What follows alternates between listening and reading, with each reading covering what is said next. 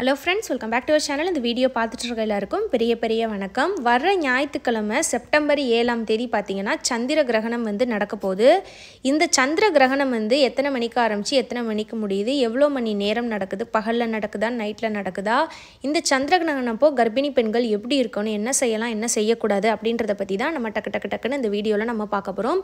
இந்த சந்திர கிரகணம் செப்டம்பர் 7 நடக்குதுல்ல, அதோட டைம் என்ன அப்படின்னு பாத்தீங்கன்னா நைட் 8:58க்கு ஆரம்பிச்சு அதே நாள் நள்ளிரவு 2:25 வரைக்கும் நடக்குது. அதாவது 8:58 9 மணி ஞாபகம் வச்சுக்கோங்க. 8:58ல இருந்து 2:25 வரைக்கும் நடக்குது. கிட்டத்தட்ட 5.5 மணி நேரம் இந்த சந்திர கிரகணம் நடக்குது. ஸோ இது நைட்டில் தான் நடக்குது அப்படின்றனால நீங்கள் ப்ரெக்னெண்ட்டாக இருக்கவங்க இதை நினச்சி நீங்கள் பெருசாக பயப்பட வேணாம். இப்போ பகலில் நடக்குது கிரகணம் அப்படின்னும் போது கூட நீங்கள் வெளியே போகிறது இதெல்லாம் பற்றி பயப்படுறதுல ஒரு அர்த்தம் இருக்குது. பட் இது நைட்டில் தான் நடக்குதுன்றனால இதோட தாக்கம் பெருசாக இருக்காது. இது ஒரு நார்மலான நாள் மாதிரி தான் உங்களுக்கு இருக்கும். ஸோ அதை நினச்சிட்டு நீங்கள் பெருசாக பயப்பட வேணாம். நீங்கள் ஃபஸ்ட் டைம் இப்போ தான் ப்ரெக்னென்ட் ஆகிருக்கீங்க அப்படின்னும் போது நிறைய பேர் இந்த கிரகணங்கள் பற்றி உங்களுக்கு நீங்கள் சாப்பிடக்கூடாது, அந்த டைமில் நீ எதுவுமே பண்ணக்கூடாது, வெளியே சுத்தமாக போகக்கூடாது, அந்த மாதிரிலாம் நிறைய பேர் சொல்லுவாங்க. அந்தளவுக்கு நீங்கள் பயப்படணுமா அப்படின்னு கேட்டிங்கன்னா பயப்பட தேவையில்லை. ஆனால் சில விஷயங்கள் நீங்கள் கொஞ்சம் கவனமாக இருக்கிறது முக்கியம்.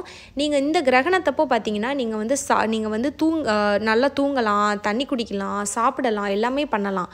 ஆனால் முடிஞ்ச அளவு ஈஸியாக செரிமானம் ஆகக்கூடிய உணவுகளை எடுங்க. அதுவும் சீக்கிரம் எடுக்கிறது நல்லது. இப்போ ஒரு வேளை உங்களுக்கு 9 மணிக்கு மேலே ஏதோ சாப்பிட வேண்டிய சூழ்நிலை இருக்குது, எங்களுக்கு லேட் ஆயிடுச்சு அப்படின்னா நீங்கள் சாப்பிடுங்க. அதுவும் ஈஸியாக டைஜஷன் ஆகக்கூடிய உணவுகளை அந்த டைமில் எடுங்க. ஏன்னா இந்த டைமில் சாப்பிட்ற உணவு ஃபுட் பாய்சன் ஆயிரும் அப்படின்னு சொல்லுவாங்க. பட் அது உண்மை கிடையாது.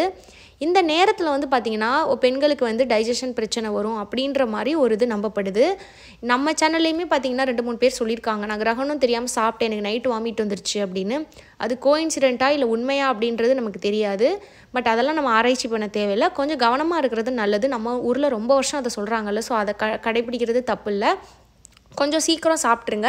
அப்படி அந்த நேரத்தில் அந்த கிரகணத்தப்போ 9 மணிக்கு மேலே சாப்பிட வேண்டியதாக இருக்குன்னா நான் சொன்ன மாதிரி ஈஸியாக செரிமானமாகக்கூடிய உணவுகளை எடுங்க. இட்லி, இடியப்பம், தோசை இந்த மாதிரி ஆவியில் வேக வச்சு எண்ணெய் ஆயில் அதிகமாக சேர்க்காமல் நான்வெஜ் இல்லாமல் பொரிக்காத உணவுகளை நீங்கள் எடுத்துக்கலாம். அதே மாதிரி தண்ணி தாராளமாக குடிக்கலாம், தூங்கலாம். வெளியே போகலாமான்னு கேட்டிங்கன்னா ப்ரெக்னெண்ட்டாக இருக்கவங்க 9 மணிக்கு மேலே பெருசாக வெளியே போக மாட்டீங்க. ஒருவேளை உங்களுக்கு போகணும் ரொம்ப முக்கியமானது, இப்போ ஒருவேளை டெலிவரி பெயின் வந்துருச்சு, இல்லைனா வாக்கிங் போகிறேன், நான் ரொட்டீனாக போவேன், எனக்கு போகணும் அப்படின்னா நீங்கள் போங்க.